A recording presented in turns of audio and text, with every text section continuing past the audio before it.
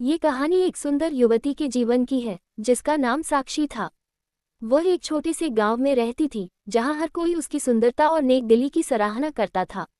लेकिन उसकी सुंदरता केवल उसकी बाहरी छवि तक सीमित नहीं थी, बल्कि उसके दिल में भी एक अनोखी शांति और प्रेम था जो उसकी धार्मिक आस्थाओं से जुड़ा हुआ था। एक साधारण परिवार की साधारण लड़की साक्षी का जन्म एक साधारण परिवार में हुआ था। उसके पिता रामनिवास गांव के एक छोटे से स्कूल में शिक्षक थे और उसकी मां शकुंतला एक गृहिणी थी। साक्षी का पालन पोषण बहुत ही सरल और धार्मिक वातावरण में हुआ था। उनके घर में हमेशा पूजा पाठ, भजन और धार्मिक चर्चाएं होती थीं।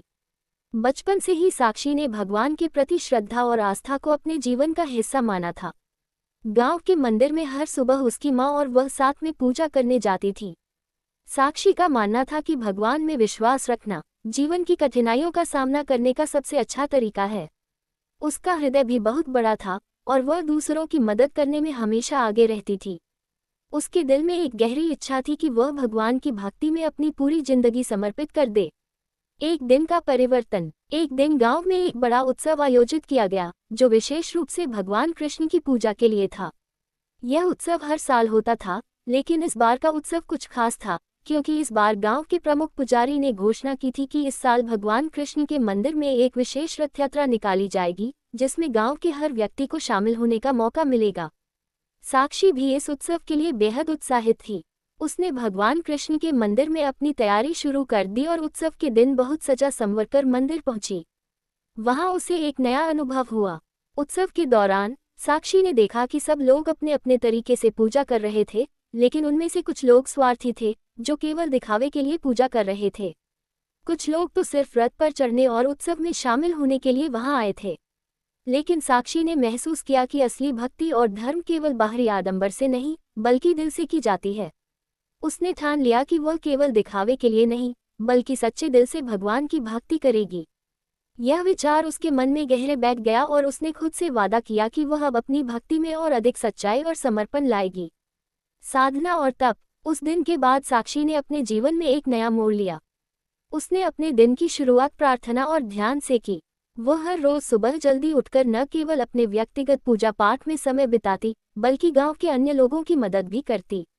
उसने अपने माता पिता से सीखा कि धर्म केवल पूजा पाठ तक सीमित नहीं है बल्कि अपने कर्तव्यों को निभाना और दूसरों के लिए कुछ अच्छा करना भी धर्म है। वह गांव में हर किसी से मिलती, उन्हें उत्साहित करती और उनकी परेशानियों का हल खोजने की कोशिश करती। उसकी सुंदरता अब केवल उसके चेहरे पर नहीं बल्कि उसके कार्यों और उसके दिल की भक्ति में झलकी। एक दिन गांव में एक बड़ा संकट आया। गांव में अचानक पानी की कमी हो गई और किसानों को बहुत परेशानी होने लगी। साक्षी ने देखा कि गांव के लोग बहुत परेशान थे और उन्हें मदद की सख्त जरूरत थी।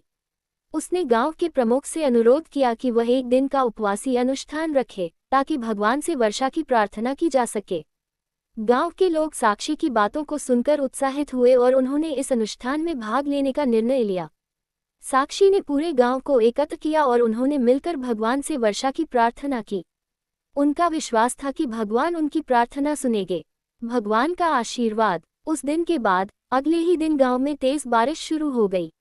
लोग हैरान थे और मानते थे कि यह भगवान का आशीर्वाद था। साक्षी के प्रयासों और उसकी भक्ति ने गांव को संकट से उबारा था। साक्षी का विश्वास और उसकी सच्ची आस्था ने गांव के लोगों के दिलों में एक नई उम्मीद और विश्वास जगाया। गांव के लोग अब केवल उसे एक सुंदर लड़की नहीं बल्कि एक प्रेरणा मानते थे। उसकी साधना और तप ने उसे एक ऊंचे दर्जे की भक्ति का प्रतीक बना दिया था। साक्षी ने यह साबित कर दिया कि सच्ची भक्ति सिर्फ पूजा पाठ तक सीमित नहीं होती बल्कि उसे अपने जीवन में उतारना और दूसरों के लिए अच्छा काम करना भी सच्ची भक्ति है। साक्षी की कहानी हमें ये सिखाती है कि वास्तविक सुंदरता केवल बाहरी रूप में नहीं बल्कि हमारे कार्यों और हमारे दिल की शुद्धता में होती है। अगर हम अपनी धार्मिक आस्थाओं को अपने जीवन में सच्चे मन से लागू करें तो हमें जीवन में सुख, शांति और संतोष मिलता है। साक्षी ने यह सिद्ध कर दिया कि सुंदरता और भक्ति का असली मतलब केवल ईश्वर के प्रति समर्पण और अच्छे कार्यों में निहित होता है।